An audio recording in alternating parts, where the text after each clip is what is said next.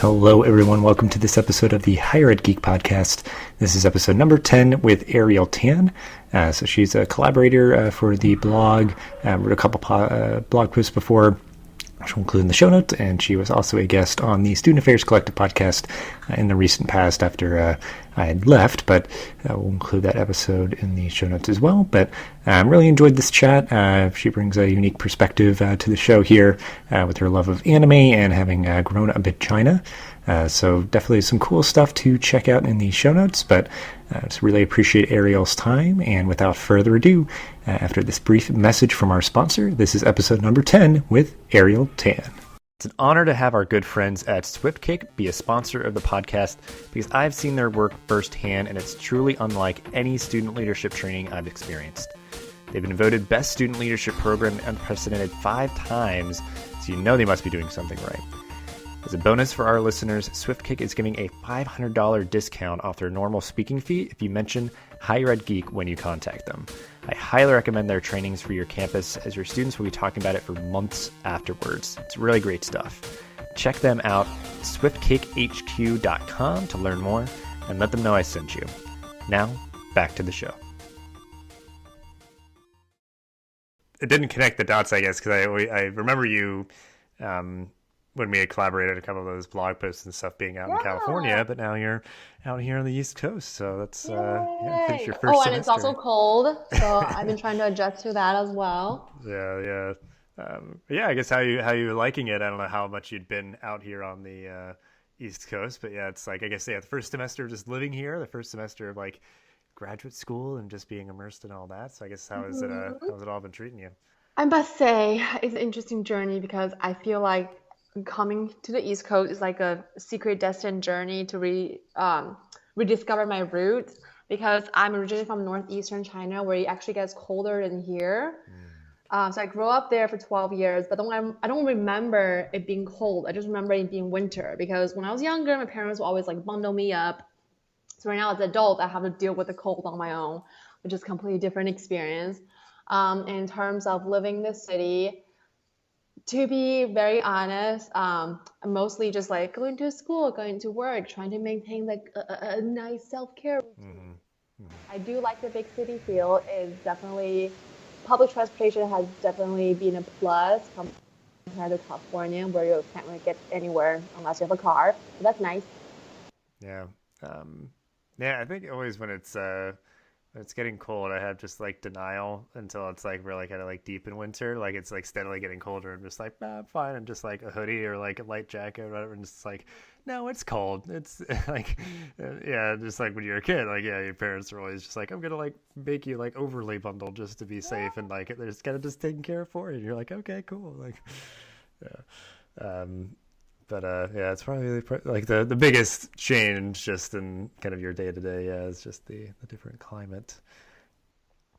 All right, so I really appreciate you taking some time out for this podcast because I know we had collaborated a little bit in the past writing for the Higher Ed Geek blog. So I'll link out to those posts that you wrote before, and you had actually been on after I had left, but on the Student Affairs podcast that I'd worked on before with the Student Affairs Collective. So we'll link out to that as well, just if people want to kind of catch up on some of your past writing and podcast appearances.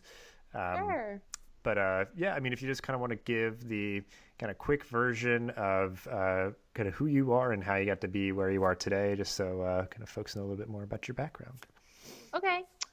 So my name's Ariel. I came here when I was 12 from China. When I was an undergrad, I was actually a psychology major on the research route. And then in my junior year, which is also my graduating year, I got involved in Residence Live and just fell in love with the reflection piece and the community over there, as well as the educational or learning outcome piece, where we're trying to do program and trying to develop students into a well-rounded individuals. And after graduation, I decided to stay for a year, trying to figure out if I want to continue to be like psychology track or, switch into student affairs field. And I decided to do student affairs. So I'm currently a first-year master's student at NYU's higher education and Student Affairs program. And I'm also a residence director at Stevens Institute of Technology here at Hoboken, New Jersey. Yeah, very cool. And we're happy to have you here in the higher ed community because I think Yeah. it's because I think that's something that I think about a lot. Obviously, people kind of find the higher ed industry, so to speak, or student affairs and that sort of thing, through their involvements as a student leader. But I think the experiences you have and the major that you have and the classes and all that kind of adds to it as well. Like I was a history major and a leadership minor, and it's like that all was very important to me and taught me a lot that I carry with me into my kind of higher ed career. So I guess kind of in that vein, because I think, you obviously took all this psych courses, you kind of know how people, the theories around kind of how people think and act and those sort of things. So I guess, what do you feel like that experience in college, and maybe even just generally with everything else that you did as well, like, being involved in residence life, just kind of, with your major specifically, and then anything else that you'd want to highlight, like what do you feel like your college experience gave you, personally and or professionally, that you've now carried with you as you were embarking on your higher ed career? Yeah, of course. So for in terms of psychology background, I want to say definitely teach me the value of research and the importance of social sciences. Mm-hmm. Um, I have lots of engineer friends who are always like, Ariel's like a fake science major or self science major, and I'm always like, no, that's not true. We're just in different field. We're just focused on different things because I really do feel, and I understand the importance of why it's important for us to figure out how does human function? Why do we feel a certain way? How do we react to a certain situations? In terms of psychology, a development psychology is definitely helpful in trying to learn and navigate student development. So right now I'm working with lots of upperclassmen who we live in a leased properties, and sometimes my RA has challenges in figuring out programs because it's different and it's difficult. Whereas in freshman dorms or freshman residential halls, it's easier to put on large scale programs. The energy is different. But once everyone starts getting older or starts becoming upperclassmen, there's a different need. So utilizing my psychology knowledge to navigate them through those kind of conversations about maybe it's because residents need something different from, the undergraduate, the freshman, like pizza party. Maybe they need something else. Maybe they need more developmental pieces, whether or not it's personal, professional, or academic. So that's definitely helpful.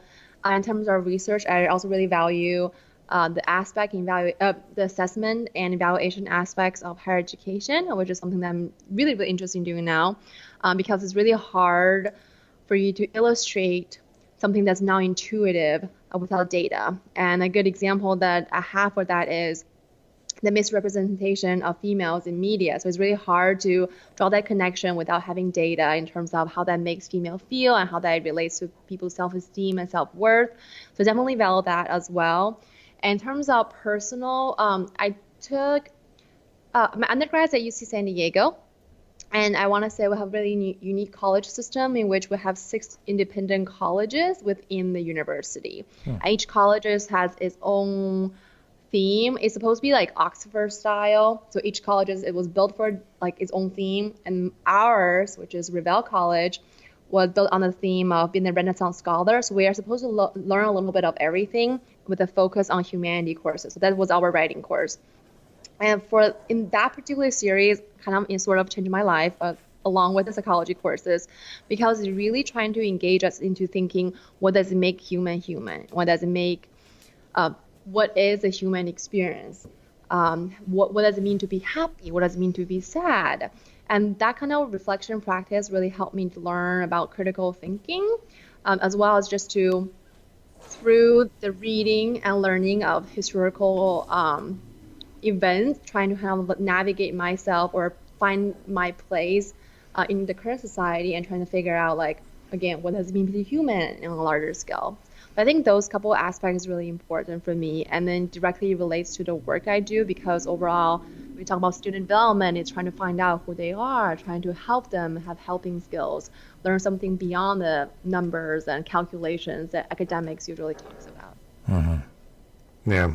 Yeah. I mean, you're certainly just a kind of living testament to the value, kind of that liberal arts education that unfortunately I feel like is being challenged nowadays. But yeah, just that full breadth of just, like the human experience and just there's so much stuff that you can learn, and I think we should certainly encourage Yeah, people, encourage people because to explore all those different like those different content areas during college.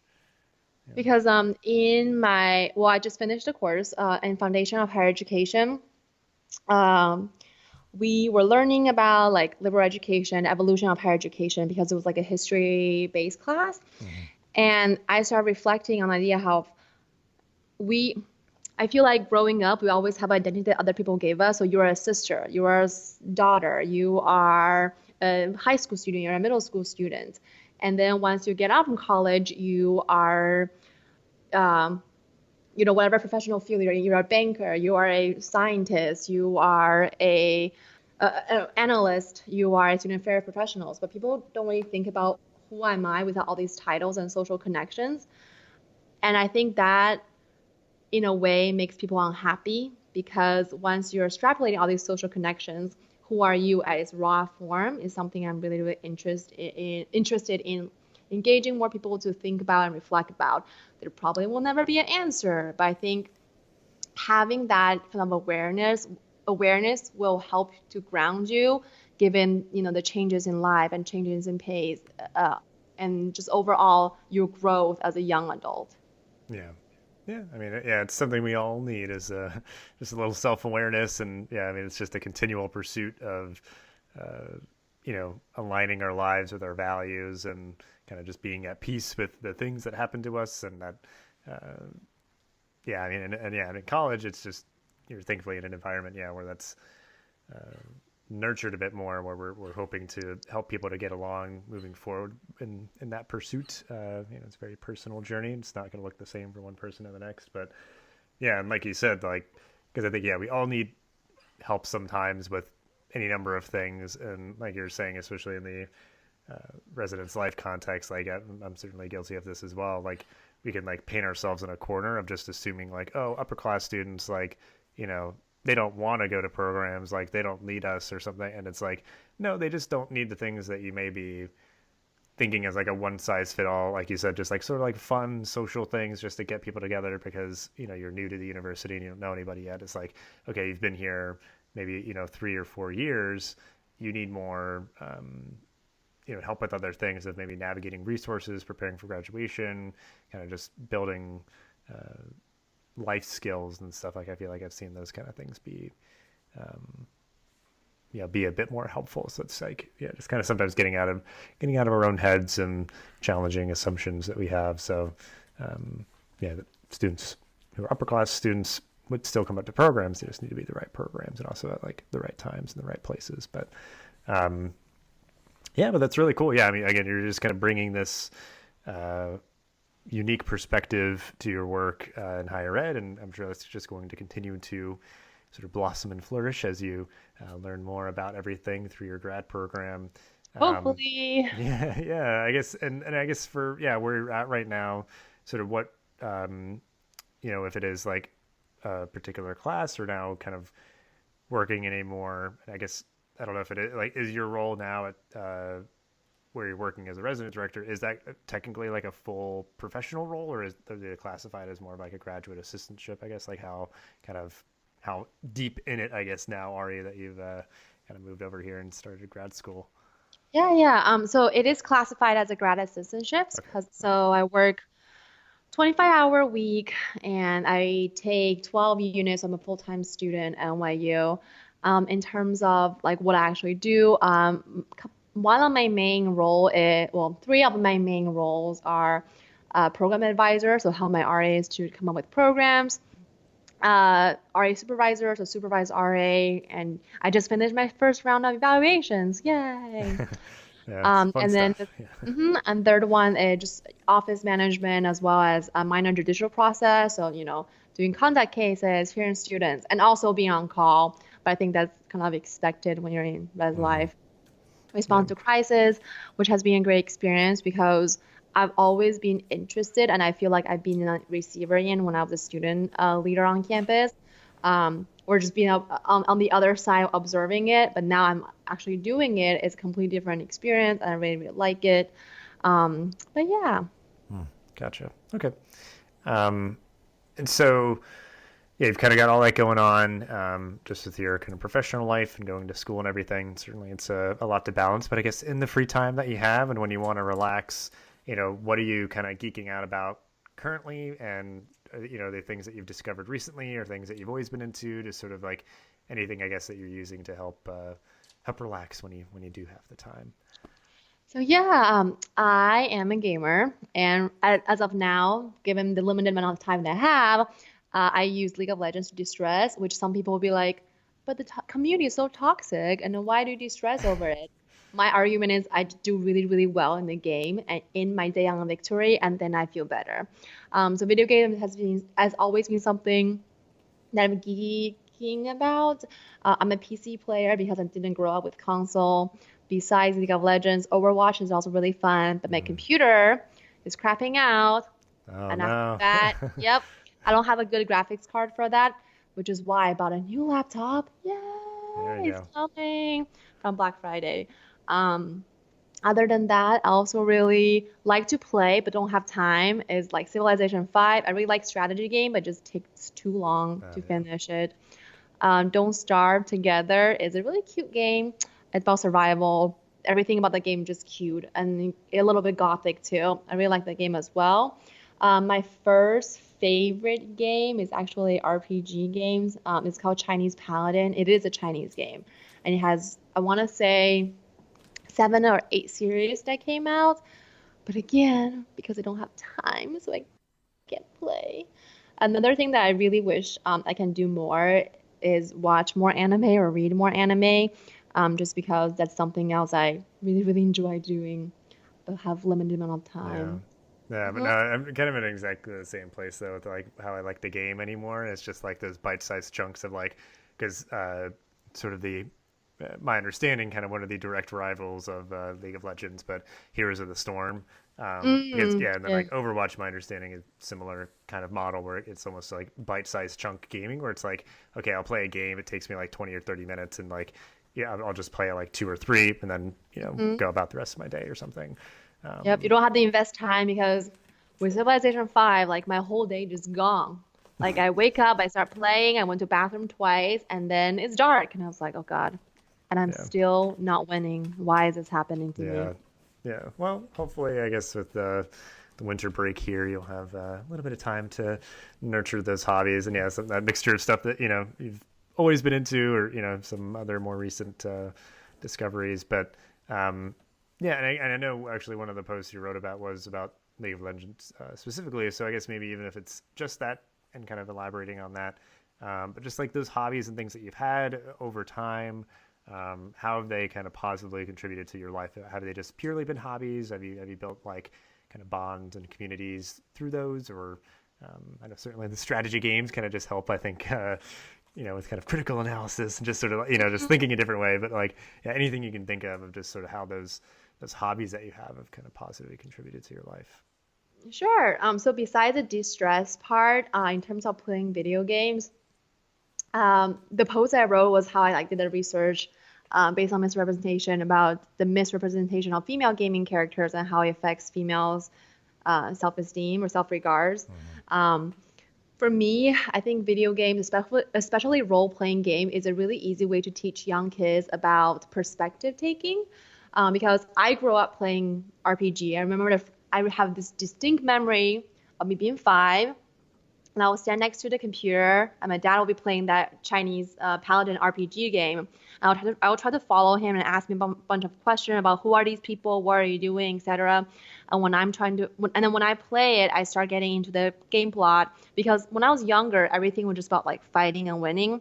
When I grow older and play the game, it's about the plot, it's about what happened. And usually those games have some specific theme that kind of makes me reflect on and think about. So the very first series of that particular game is about your civic duty. So then our main character wife is this like semi-god, but basically she gave up her life saving the village. And the whole thing is about how you have civic duty you have to do, and sometimes you have to make sacrifices for your community. That's Mm-hmm. something that for me as a young kid really hard to understand if an adult trying to explain to me. But because I was immersed in the game and because I was seeing through I was literally in their shoes, seeing through everything happening in front of me. It was really easy for me to understand. I think Mm. that's the same with most of the role playing game that I really like to play, which is actually my favorite game. But again, it just takes too long. You get invested, and then you're getting frustrated because you're not finishing it. So I think in terms of perspectiving, role playing game is definitely a great thing to do. And another thing is in terms of building community, and that's a conversation I just had with my RAs today. So one of the difficulties that we're facing is building community in leased property that we share with other folks. So one of the things I was saying that community doesn't have to be defined by physical boundaries. So there's a very famous social um, psychology studies where they get a group of boys in camps and then they start developing rivalry, and that's like the beginning of inner group and outer group psychology study. That even though they're physically in the same space, that is not a community. And I argue that, there are other ways for us to have a community through mutual respect and open communications, such as online when we play these video games. So I think having a strong community where you can get connected to people and have this relationship is really important, because using League of Legends as an example, you have to learn to have good communication skills. If you have horrible communication skills, well, lots of pro player will tell you why like certain things didn't work out. You also Hmm. have to have this sense of like grit. Like you have to work really, really hard and get over it. Basically, the cliche like, you know, don't give up, keep working, and you have to reflect on your strategy. So if you fail or if you didn't do so well, you have to think about why did you not do well, which are all applicable concepts for real life if you are being reflective enough when you're playing. Hmm. Again, using League of Legends example, if something didn't work out, if your build didn't work out, think about why it didn't work out and make something different and trying to improve it next.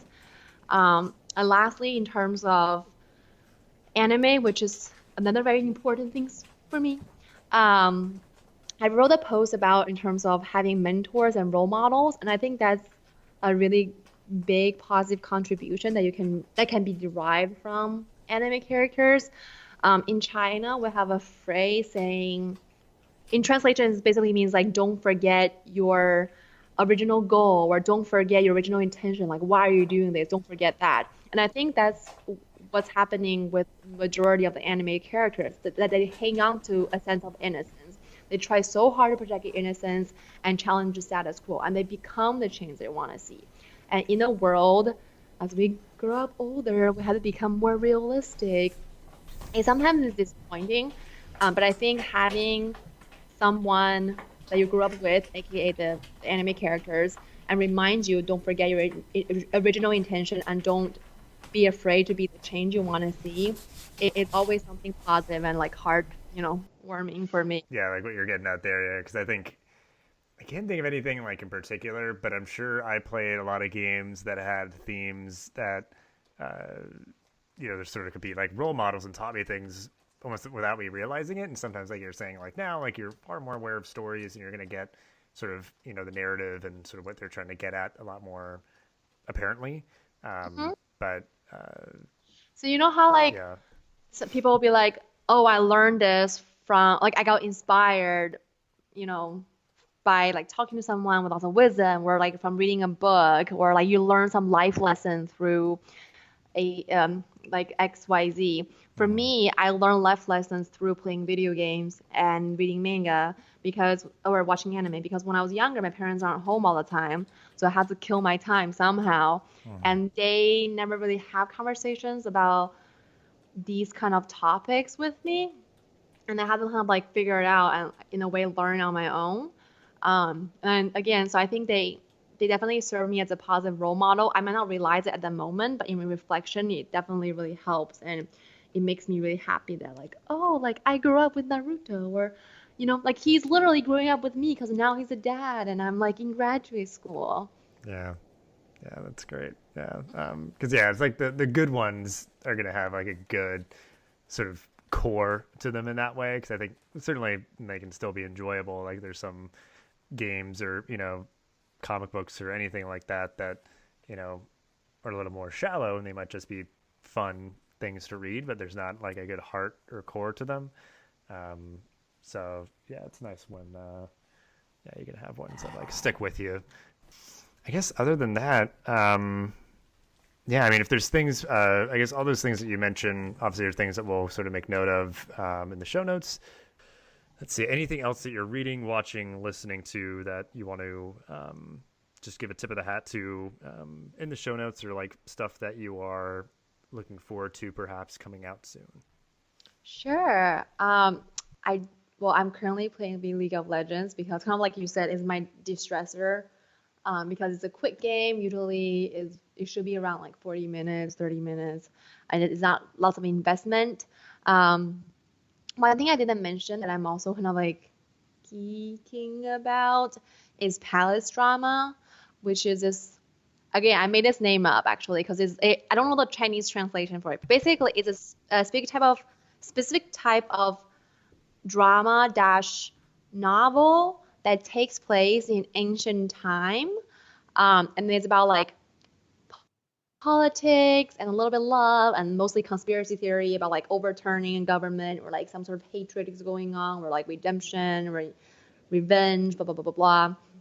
Those kind of drama and book. And one of them is coming out, I think, in January. Most people don't know what it is, but about 2, 3 years ago, there was a really popular palace drama in China called the translation is The Legend of Zhen Huan, and the sequel of that. That's something I'm really, really excited about and interested in watching. There's another one that's actually I'm trying to get into. It's called, it's again a sequel for a palace drama called Navera in Fire. So the sequel of that, which is something I really enjoy.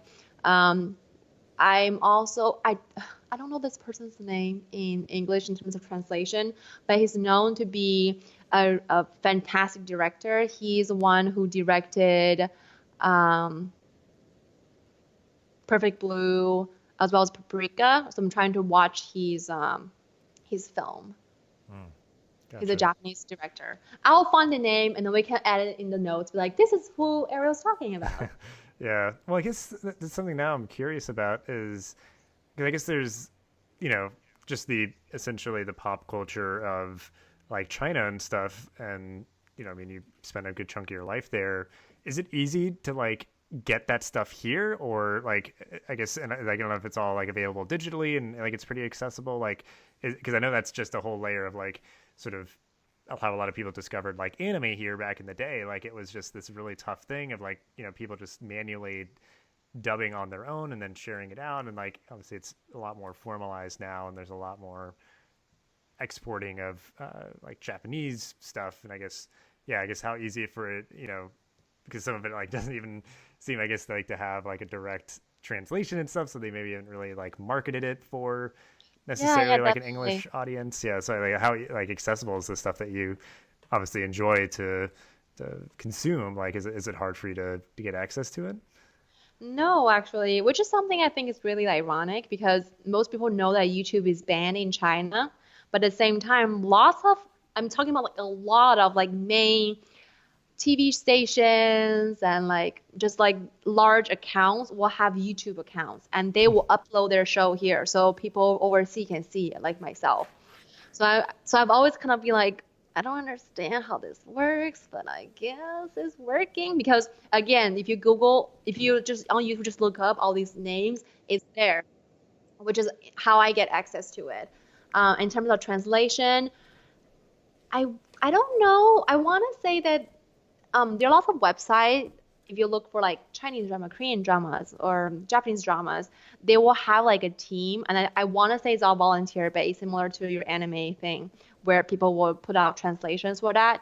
I know the two Navira in Fire and Legend of Zhen Huan, they're two huge hits. They both have translations. My boyfriend's not Chinese and he doesn't know any Chinese, but he watched Legend of Zhen Huang with me and he actually get into it too.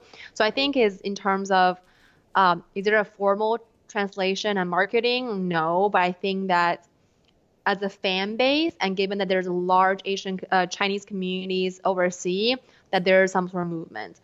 And in terms of, I think I like how you brought up in the beginning when anime first got to America. We had to go online and do have fan made translations, because one thing that always remind me that I didn't grow up here is when I talk about my childhood. So when I grew up watching the full series of Digimon up to season 3, um, full series of Pokemon up to season 2, I want to say, and then Naruto and Sailor Moon. But majority of the names I know are in Chinese. So even though me and like a friend are trying to talk about the same thing, I don't know what they're saying because I don't know their names. Like it doesn't match. So I remember distinctly in my RA training on undergrad, people were talking about Digimon, and I really, really want to jump in because I have so much thing to say about Digimon, but I can't because I don't know who are they are talking about, and it takes me a lot of effort to explain. There's this guy with sunglasses on top. Oh, this person, okay, good. And there's this monster who kind of sort of is like looks like a puppet, and then he's bad, but then he's good. Oh, this person, I don't know. I think is this person, and so having those conversations was really difficult. Yeah. Yeah, that's wild. Yeah, I guess, yeah, like you said, it's like we watch the same episodes, like, for certain things, and it's just like, yeah, you'd have to like describe, like, so, like this guy, and they're like, oh, yeah, that, and they're like, And then I remember yeah. when I was in high school, someone was humming Gotta Catch Them All from Pokemon. But when I watched Pokemon, like the audio or the OST was in Japanese. So like he was singing, I was like, "Where are you singing?" He goes, "Ariel, you don't know what Pokemon is?" But I was like, "I know what Pokemon is, but you were not singing Pokemon. You were singing like a weird song to me." And then I had to like I have to show up, or I have to show him like the song on YouTube, and have like we had this like whole communication about like which is a real Pokemon song. Yeah, that's interesting stuff. Yeah, I guess just the, 'cause I think that's some of what you got into. So I must have to re-listen to it a little bit, but like the podcast you did with Tom of just obviously just kind of the international exchange, saying that sort of like, um, that perspective that you bring to your work, but yeah, that's just like a reality of the day-to-day life. It's that there's these shared exports, that people now understand, but see the differences that you saw the original versions and all that. But yeah, I mean that's all good stuff, and yeah, I think it's interesting because I guess it sounds like those shows that you're mentioning kind of just like, yeah, like palace dramas, like almost like soap operas or something, like these sort of kind of Yeah, actually, dramatic shows. Yeah. I haven't seen Crown. I've watched Rain by CW. Mm-hmm. It sounds like watching the reason why I like Rain is because it's similar. It's in Palace. Everyone's dressed up in ancient time. There's romance. There's like conspiracy. So it's similar, and I'm sure there's some sort of direct like related genre in terms of having taken a palace and having this being being having like conspiracy love and revenge as a component. I just think that it's difficult because there's a strong cultural piece to it. Because when I watch ancient Chinese drama, it's a piece I can relate. Because use like drama from Qing Dynasty as an example. So my hometown was the first capital of Qing Dynasty. So Manchuria culture is very strong. So when I watch Manchuria palace drama, like I think of home because that's kind of the culture I grow up with. So I think there's definitely a cultural piece that's hard to translate because again, like if it's something you can't relate to, you can't. Like when I watch Rain, I watch it for like the drama and the pretty clothes they're wearing. But because I don't understand a lot of the European conflict at the time, it's hard for me to get a context of like what's so special about Queen Mary or like who are all these people that they're like. Oh, I remember distinctly there was something about like at the time like in the drama something about Protestant and like the Catholic, and I was like I feel like I've learned this in AP Euro, but I just don't remember anymore. So there's definitely a cultural piece and makes it difficult. Mm-hmm. Well, I guess yeah, like it because I think like you were saying, like someone could appreciate the show, like your boyfriend, like if you're like, hey, I want to show you this thing, like they could probably just appreciate it because it could be an enjoyable show. But then like you're watching Rain and it's like, okay, this is an enjoyable show, but there's like I can't fully appreciate it because there's just some cultural stuff that doesn't translate, or that they're just assuming people know, and because I'm sure like there's other people even here in America or elsewhere just like that are watching this show and they're like they might have snoozed in their European history class and just like, I don't really know what all that's about, but it's still a fun show. Like I Yeah. like watching it. Yeah, because just like the drama and the romance and just the intrigue and all that. But um, cool. Well, yeah, I think that's a lot of what we wanted to cover. And yeah, I mean, you just obviously finished your first semester of grad school, so I'm sure you're looking forward to continuing on and kind of getting through the rest of your program. But I guess yeah, just anything else that is maybe coming out content wise, like a video game or expansion. I don't know anything new coming to League of Legends or something, but yeah, just anything else that you're looking forward to that yeah, you'd want to kind of end on a positive note of just yeah, stuff you're looking forward to. I am looking forward for my new laptop because they have a NVIDIA graphics card, so I can play things in regular settings and low setting. Speaking of like video games, at NYU we have a student affairs conference in February of next year, and the classmate and I we put together a proposal and we'll be presenting in the conference. Actually, is the title is called League of Misrepresentation. How to cultivate. Okay, I don't really remember the title, but basically it's going to be about cultivating discussions about social justice through video games. Kind of talking about how race and gender are misrepresented within video games. So that's definitely something I'm really, really interested about. Um, and other than, oh, I'm also going to Argentina in January for a study abroad program.